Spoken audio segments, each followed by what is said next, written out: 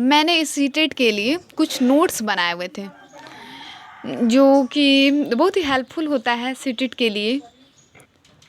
जैसे जितने भी मनोवैज्ञानिक हैं और जितने जितने भी हैं जो अपना नियम दिए हैं या सिद्धांत दिए हैं, उनके बारे में मैंने सबके बारे में बहुत इंटरेस्टिंग से पढ़ा है। तो जैसे अल्बर्ट बैंडूरा हैं, थॉर्नडाइक हैं, तो इन्होंने किस चीज़ का सिद्धांत दिया था, क्या प्रतिपादित किया था, उन्होंने अपनी बात क्या रखी, तो ये सब चीज़ मैंने बहुत इन्जॉयमेंट के साथ पढ़ा है। इसका मैंने कुछ शॉर्ट नोट्स बनाया है जो मैं आप लोगों के सामने दिखा रही हूँ इस वीडियो के माध्यम से। जैसे अल्बर्ट बैंडूरा जो हैं वो सामाजिक अधिगम का सिद्धांत दिए थे और इनके सिद्धांत को दूसरे नाम से भी जाना जाता है, वो है अवलोकनात्मक अधिगम का सिद्धांत। इनका जन्म कनाडा में हुआ था। अल्बर्ट बैंडूरा का जन्म कहाँ हुआ था? कनाडा में। पूछ सकता है कि अल्बर्ट बैंडूरा का जन्म कहाँ हुआ था या किस चीज़ का ये सिद्धांत दिए हुए थे, ये भी पूछ सकता है। और इनका प्रयोग किस चीज़ पे था, ये किस चीज़ पे प्रयोग किए थे?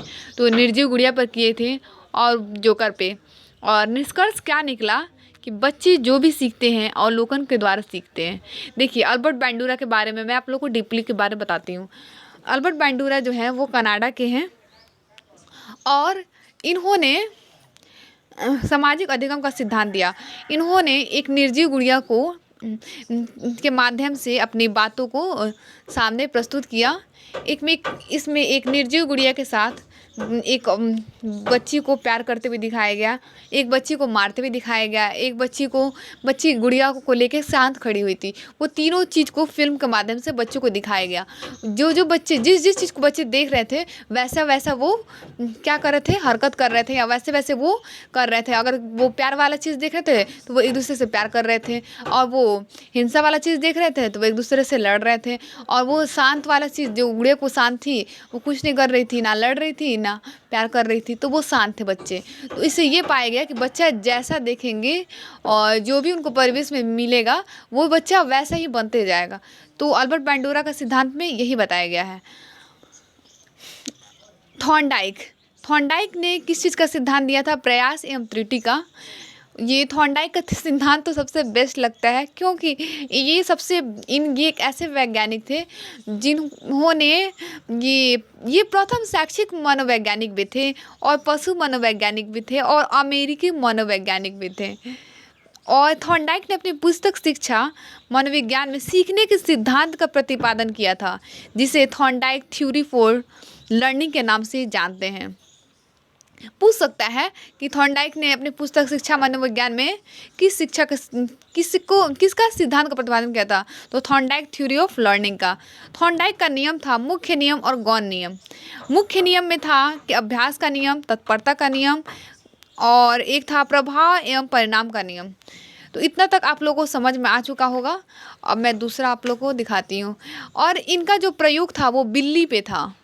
थॉर्नडाइक का प्रयोग किस पे था? बिल्ली पे।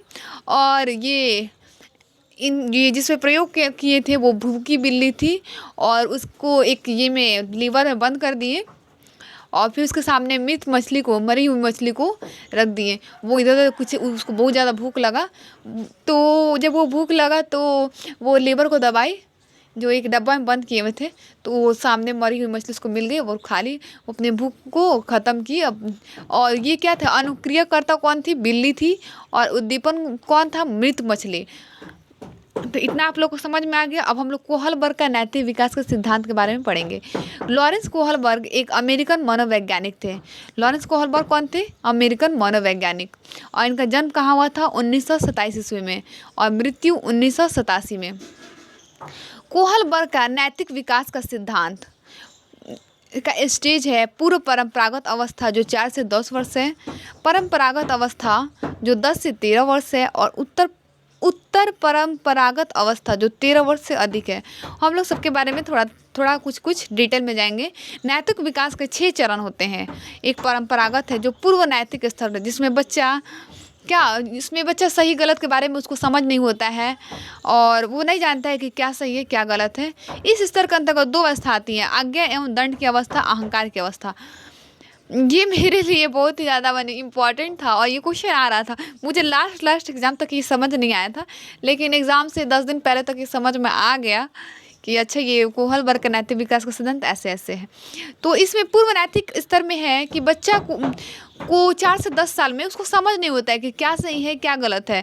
आज्ञा एवं दंड की अवस्था में है कि बच्चा ये आज्ञा का पालन इसलिए करता है या माँ-बाप का बात इसलिए मानता है कि कहीं गलती करेंगे तो पिटाई पड़ेगा, इसलिए वो आज्ञा का पालन करता है। और अहंकार की अवस्था, और इसको अहंकार की अवस्था में बोलते हैं क्योंकि बच्चा इस टाइम वो नहीं समझता है, वो बस अपने आप को ही सर्वोपरि मानता है या अपनी बात को ही सबसे ज़्यादा इम्पोर्टेंस देता है, वो किसी की बात को नहीं जानता। वो बोलता है कि बस जो हम हैं वही हम हैं, ऐसा ही होना चाहिए। तो परंपरागत नैतिक स्तर जो 10 से 13 वर्ष का है, प्रशंसा की अवस्था। परंपरागत नैतिक स्तर में प्रशंसा की अवस्था आती है जिसमें बच्चा चाहता है कि लोग उसकी प्रशंसा करें और उसे अच्छा लगता है और वो प्रशंसा पाने के लिए अच्छे कार्य को करता है। सामाजिक व्यवस्था के प्रति सम्मान की अवस्था, और वो सोचता है कि समाज से उसे सम्मान मिले तो उसके लिए वो क्या करता है, वो अच्छे अच्छे कार्य करता है। उत्तर परंपरागत अवस्था 13 वर्ष से अधिक है। समाज के संबंध, कोई भी बालक इस अवस्था में समाज के प्रति अच्छा कार्य करता है, वह नहीं चाहता है कि समाज के साथ उसका समझौता टूटे। यानी वो सोचता है कि चाहता है कि जो भी कुछ काम करे वो सही से करे, अच्छे से करे, और जो वो कुछ भी करने के लिए, वो किसी चीज़ को सही करने के लिए वो हरदम तैयार रहता है। वो सोचता है कि समाज के साथ उसका नियम जो भी समझौता है वो ना टूटे, और जो भी उसका जो एक बच्चा होता है वो किशोर अवस्था में आ जाता है।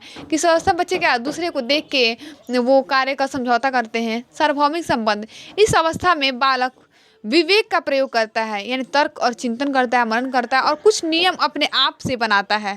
बस ये देखता है कि समाज में क्या अच्छा है और क्या खराब। इस अवस्था में बालक अपने मन से कार्य करता है। आप लोग को इतना तो समझ में आ गया होगा। आप कोहलर का सिद्धांत के बारे में पढ़ेंगे। प्रतिपादक कौन थे? वर्दीमर। प्रयोगकर्ता कोहलर।